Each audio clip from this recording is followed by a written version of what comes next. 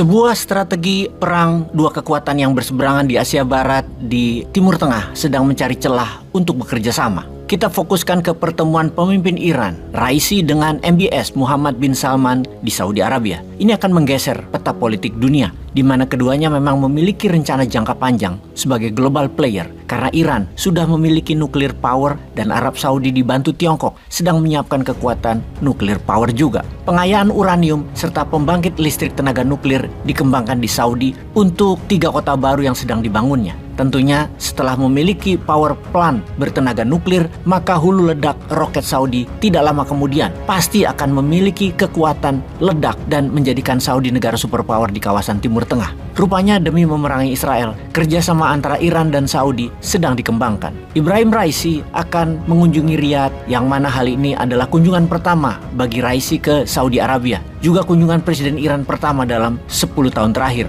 Raisi rencananya akan menghadiri OIC Summit, yang mana OIC adalah Organisasi of Islamic Cooperation atau OKI kalau dikenal di tanah air Indonesia, yang merupakan organisasi yang terdiri dari 57 negara Islam dunia. Acara ini akan diselenggarakan pada tanggal 12 November dan Raisi akan menghadirinya. Dan mengapa hal ini menjadi penting? Seorang kepala negara hadir di acara OKI beginian kan biasa. Kita tahu Saudi Arabia dan Iran adalah rival karena belief system mereka berbeda. Saudi adalah kerajaan Sunni, sementara Iran adalah Republik Syiah. Di tahun 2016 keduanya memutuskan hubungan diplomatik masing-masing negara. Awalnya adalah karena embassy Saudi di Teheran diserang, yang membuat Saudi hengkang dari Teheran. Namun di awal tahun 2023 terjadi perubahan besar di mana Tiongkok mendamaikan keduanya dengan mengadakan kerjasama proyek 3 negara, di mana Iran dan Saudi menyetujui sehingga hubungan keduanya menjadi kembali normal. Kemudian perdagangan keduanya mencapai nilai tertinggi dalam beberapa bulan ini dalam sejarah hubungan kedua negara tersebut. Pertemuan keduanya melanjutkan diskusi panjang lewat telepon yang mereka lakukan di tanggal 12 Oktober kemarin, mendiskusikan perang di Palestina. Diskusi via telepon ini adalah yang pertama bagi keduanya dan yang pertama bagi kedua pemimpin Iran Saudi. Keduanya setuju bahwa serangan Israel ke Palestina harus diakhiri. Juga pernyataan kedua negara tersebut bahwa kehadiran Amerika di Israel adalah bahaya bagi perdamaian di Timur Tengah, dan ini adalah pernyataan dua pemimpin besar kawasan. Ada 2 hal dalam 1 bulan ini yang terjadi setelah pembicaraan melalui telepon tersebut. Saudi setuju membekukan hubungan dengan Israel dan Iran akan ikut kebijakan ekonominya Saudi. Iran yang kena embargo Amerika, ekonominya menjadi pincang. Dengan adanya Saudi sebagai off-taker dari Iran, maka minyak dunia di bawah kendali Saudi, dan Saudilah yang menentukan harga minyak dunia ke depannya. Itu yang Saudi inginkan, menjadi global player dengan kendali atau mendominasikan minyak bumi. Dan apa yang Saudi dapatkan dari Iran? Saudi sangat memerlukan keamanan, security di kawasan wilayahnya. Saudi sering mendapat serangan dari milisi Houthi, dan siapa yang mendukung Houthi? Yaitu Iran. Iran memerintahkan Houthi untuk stop berdamai dengan Saudi dan mengalihkan serangan Houthi ke Israel. Ini game changing bagi Timur Tengah. Cita-cita besar MBS adalah membangun Saudi tanpa ketergantungan minyak bumi di tahun 2030 ke depannya, menjadikan Saudi negara jasa, negara turisme, tamu Allah, dan menjadi negara teknologi. Semua itu tidak mungkin terjadi kalau membangun hal tersebut in the middle of the war, di tengah perang, atau keamanan negara Saudi terganggu. Bagi Saudi, terutama putra mahkotanya MBS, berdamai dengan Houthi dan membuat serangan Israel ke Palestina berhenti dengan kekuatan tekannya, yang mana hal itu bisa dilakukan dengan membuat minyak bumi harganya di atas $120, kalau perlu ke $150 per barelnya, dengan menekan Amerika dan Israel. Hal itu bisa terjadi, dan itu penting karena Saudi ingin membangun, bukan ingin perang di kawasan. Bedil-bedilan bukan opsi bagi Saudi, namun selesaikan perang adalah opsi yang dijalankan sekarang. Alat tekannya adalah harga minyak bumi. Bayangkan sebuah pertemuan besar Major Investment Forum bulan lalu di Riyadh yang berjudul Davos in the Desert. Ternyata banyak peserta yang meng-cancel kehadirannya dalam pertemuan tersebut. Padahal Saudi akan menjelaskan 4 proyek besarnya dan potensi menguntungkan membangun Saudi, yang membuat aura Saudi kemudian menjadi kelabu karena ketidakhadiran mereka. Untuk itu MBS perlu meyakinkan Iran dan bekerja sama dengan Iran untuk menstabilkan kawasan secara ekonomi, secara minyak bumi, menekan Israel dan Amerika bersama-sama, lalu kendalikan Houthi. Artinya ini semua adalah menantang Amerika sebagai penjaga keamanan Timur Tengah yang dianggap gagal dan take advantage, mengambil keuntungan terlalu besar di kawasan, di mana sekarang Saudi akan melawan dengan gabung kekuatan bersama Iran yang diembargo Amerika. Agaknya dunia sedang menunjukkan kekuatan masing-masing melawan Amerika dan Israel. Tentunya sekali lagi kita pertanyakan posisi Indonesia selama ini kemana saja, kok kayaknya masih ribet sama hutang. Dan apa rencana besar ke depannya?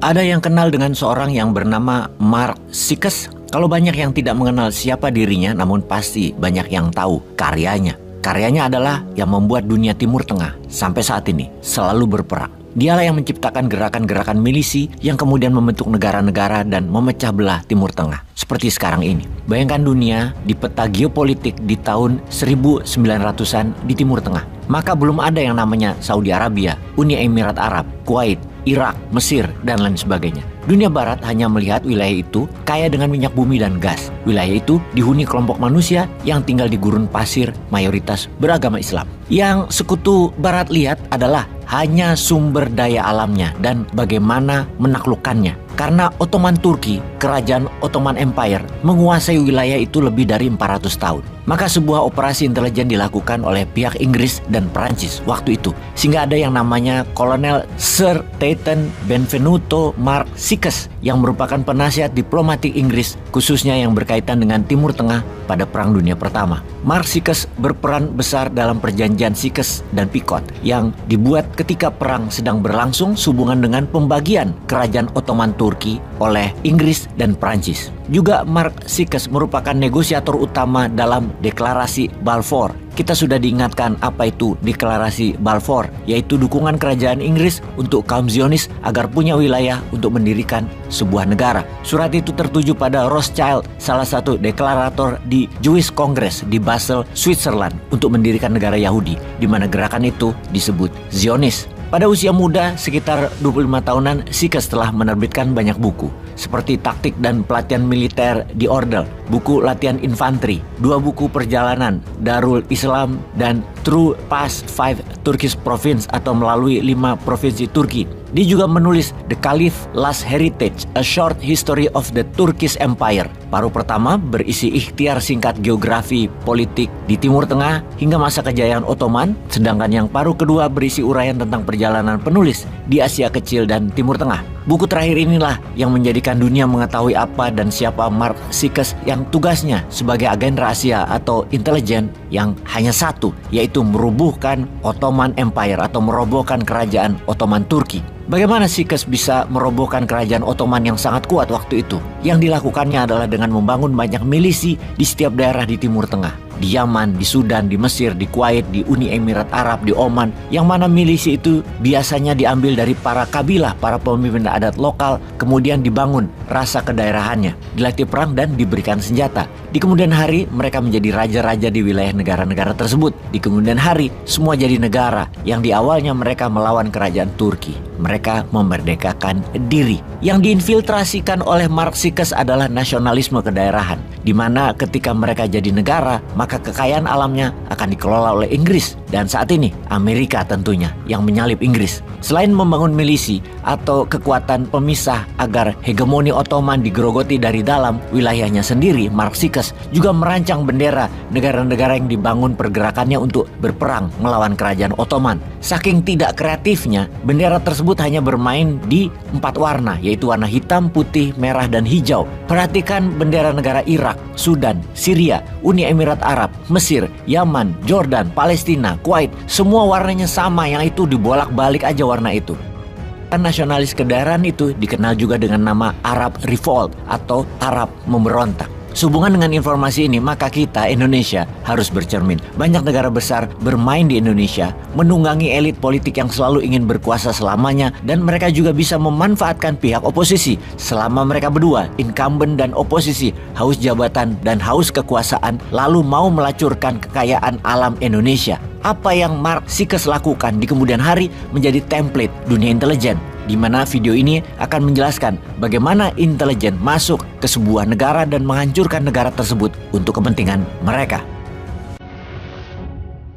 bukan menjadi rahasia lagi kalau CIA, lembaga intelijen Amerika, sering menggulingkan sebuah pemerintahan yang sah. Ada 5 hal yang mereka lakukan dan sampai sekarang mereka masih tetap melakukannya. Yang pertama yang dilakukan adalah, dan ini adalah paling sering, yaitu membiayai oposisi. Cara ini adalah cara yang paling aman dan metode paling murah dari CIA. Bisa hanya memodali memberi uang kelompok oposisi atau memodali mereka yang akan melakukan kudeta. Iran di tahun 53, Vietnam di tahun 63, Brazil, Guatemala, salah satu operasi intelijen dengan model ini yang dilakukan oleh Amerika. Cara nomor 2 yang paling sering dilakukan adalah dengan assassination atau pembunuhan. Membunuh pemimpin lalu menggantikan dengan pemimpin yang pro-Amerika. Misalnya Patrice Lumumba di Kongo dan banyak lagi pemimpin-pemimpin berbagai negara yang tidak jelas kematiannya tapi didesain oleh Amerika agar digantikan dengan pemimpin yang pro-Amerika. Lalu, cara ketiga yang paling sering dilakukan oleh CIA adalah melumpuhkan ekonomi atau dalam bahasa akademinya adalah economic assassination. Perang tarif dengan Cina, embargo perdagangan, dengan cepat akan merubuhkan sebuah negara seperti Kuba sampai sekarang di embargo. Kemudian Chile di tahun 70-an ketika Allende yang melakukan nasionalisasi atas aset-aset Amerika membuat Presiden Nixon memerintahkan CIA dengan kalimat "Make Chileans Scream" atau membuat bangsa Chile menjerit. Yang terakhir, Pinochet mengkudeta Allende. 2 hal itu dilakukan di sana. Tekanan secara ekonomi lalu mendukung kudeta oposisi. Lalu saat ini misalnya serangan mata uang lira di Turki yang menjatuhkan 40% nilai Turki dalam setahun terakhir dan membuat banyak investasi keluar dari Turki. Kemudian juga Venezuela diserang dengan economic hitman sehingga inflasinya lebih dari 1000%. Indonesia di tahun 1997 adalah bagian dari economic assassination untuk merubuhkan rezim Soeharto. Kemudian saat ini yang paling sering dipakai adalah nomor 4, yaitu pengambil alihan kendali atas media. CIA akan membeli koran, membeli TV, membeli radio untuk merubah opini publik dan melakukan kampanye anti penguasa yang anti Amerika. Di Italia, CIA pernah membeli koran Rome Daily American agar Italia tidak jatuh ke tangan komunis. Namun sekarang petinggi CIA pernah berkata lebih gampang membeli wartawan dan redakturnya daripada membeli koran atau media. Karena itu, banyak sekali sekarang foreign jurnalis yang dibayar oleh CIA dan di media warfare ini kuncinya adalah kendali informasi, di mana sekarang meluas ke internet dan medsos dengan analitik strateginya. Terakhir adalah membangun kepanikan atau menciptakan chaos, menciptakan ketegangan sosial. Seringnya ada demo atau street protest, itu adalah bagian menciptakan kekacauan atau chaos. Turun ke jalan berdemo adalah CIA style sekali. Coba lihat, coba ingat-ingat